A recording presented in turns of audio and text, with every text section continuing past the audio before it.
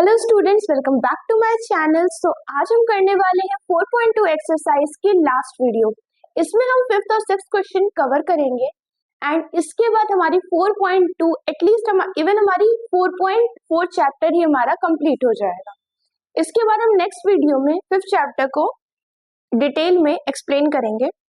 तो आज देखते हैं फिफ्थ क्वेश्चन में क्या दिया हुआ है। एक समकोण त्रिभुज की ऊंचाई इसके आधार से 7 किलोमीटर कम है। यदि कर्ण 13 सेंटीमीटर का हो तो अन्य दो भुजाएं ज्ञात कीजिए। जब भी आपको कर्ण और लंबाई, आधार ये सब चीजें दी रहे जब भी आपको लंबाई, कर्ण और आधार दिया रहे तो वहां पे क्या करते हैं, पाइथागोरस प्रमेय लगाते हैं। देखिए पाइथागोरस प्रमेय होती क्या है। देखिए ये हमारा त्रिभुज बन गया, समकोण त्रिभुज। समकोण त्रिभुज तो हर कोई बच्चा जान रहा है जिसमें 90 डिग्री का एंगल बनता है। ठीक, ये हो गया हमारा आधार। इसको हम ऊंचाई या लंबाई मान सकते हैं, ऊंचाई मान लीजिए या लंबाई भी मान सकते हैं और इसे मानते हैं कर्ण। ठीक, तो अब देखिए हम यहाँ पे मान लेते हैं आधार इज इक्वल टू, बोल रहा है कि समकोण त्रिभुज की ऊंचाई उसके आधार से 7 किलोमीटर कम है। इसका मतलब हमें आधार क्या मानना पड़ेगा, हमें आधार को मानना पड़ेगा x, तभी हम ऊंचाई को मान सकते हैं x में से आधार से 7 कम है। अब देखिए कर्ण बोल रहा है कि कर्ण आपको दिया हुआ है 13 सेंटीमीटर। ठीक, तो आप इसको क्या लिखेंगे, ये चीजें गिवन है आपको। अब क्या है, आपको यहाँ पे फाइंड क्या करना है, आपको x की वैल्यू फाइंड करनी है। तो कैसे करेंगे, हम लगाएंगे यहाँ पाइथागोरस प्रमेय। पाइथागोरस प्रमेय, पाइथागोरस प्रमेय में क्या होता है, फॉर्मूला इसका होता है कर्ण का स्क्वायर इज इक्वल टू लंबाई का स्क्वायर प्लस आधार का स्क्वायर। इसको पूरा लिख देते हैं, आधार का स्क्वायर, ये स्क्वायर। अब देखिए कर्ण की वैल्यू हमें ऑलरेडी पता है कितनी है, 13 का स्क्वायर इज इक्वल टू लंबाई हमारी x माइनस 7 का होल स्क्वायर है और ये x स्क्वायर। 13 का हमें स्क्वायर पता है 169 होता है, इज इक्वल टू इसमें क्या लगेगा, a माइनस बी का होल स्क्वायर का फॉर्मूला। तो a square plus b square 7 7 49 minus 14x 2ab, ठीक, प्लस x स्क्वायर। अब देखिए तो इसमें क्या क्या ऐड हो रहा है, हमारे ये हो जाएगा 2x square minus 14x plus 49 minus 169, ये इधर आ जाएगा। अब ध्यान दे तो इसे कैंसिल करेंगे तो ये 9 कैंसिल हो जाएगा, 14 से 4 जाएगा तो 12, 120 प्लस 14x 2x। यहाँ से अब ध्यान दे तो सब के सब 2 सब में है, तो क्या कर सकते हैं, 2 यहाँ से कॉमन ले सकते हैं।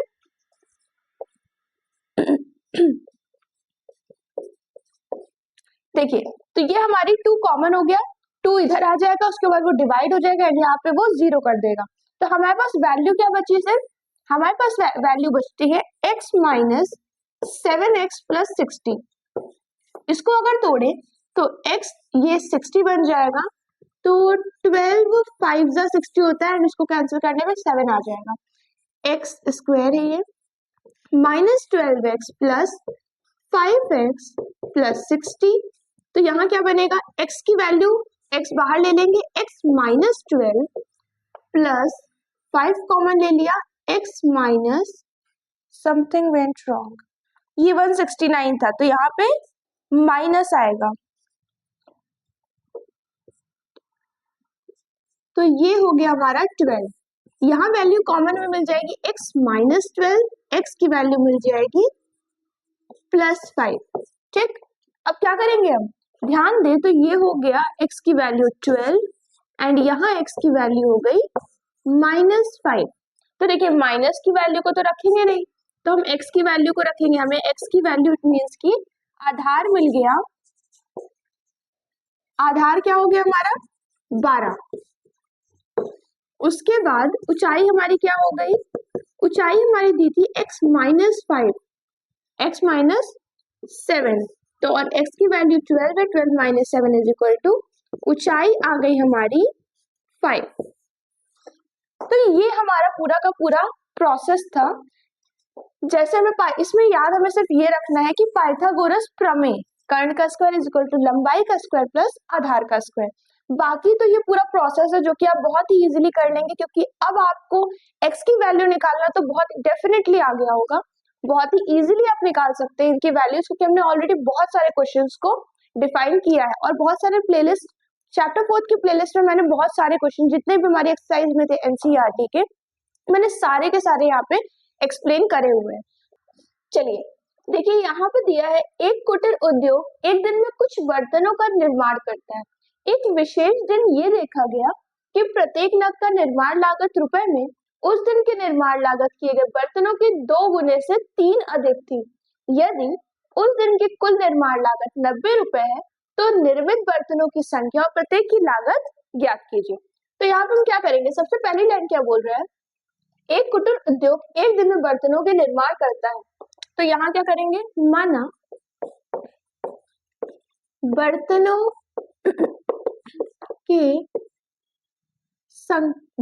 की संख्या इज इक्वल टू x। अब क्या होगा, लागत कितनी दी हुई है, लागत दी है उसके x बर्तनों के 2 गुने से 3 अधिक है। देखा गया कि प्रत्येक नग का निर्माण किए गए बर्तनों के 2 गुने से 3 अधिक है अधिक थी। तो उस दिन की कुल निर्माण लागत क्या लिखेंगे, कुल निर्माण लागत इज इक्वल टू 90 रुपए हो गया। ठीक, तो अब क्या होगा, अब ये क्या करेंगे, इसको इससे मल्टीप्लाई कर देंगे और इज इक्वल टू 90 कर देंगे, तो हमें मिल जाएगी ये, तो हमें क्या मिलेगी, बर्तनों की संख्या और प्रत्येक की लागत ज्ञात कीजिए। तो x 2x plus 3 is equal to 90 हो गया। इसको ब्रैकेट खोलेंगे, 2x square plus 3x is equal to 90, ये इधर आ जाएगा, 2x square plus 3x minus 90 is equal to 0।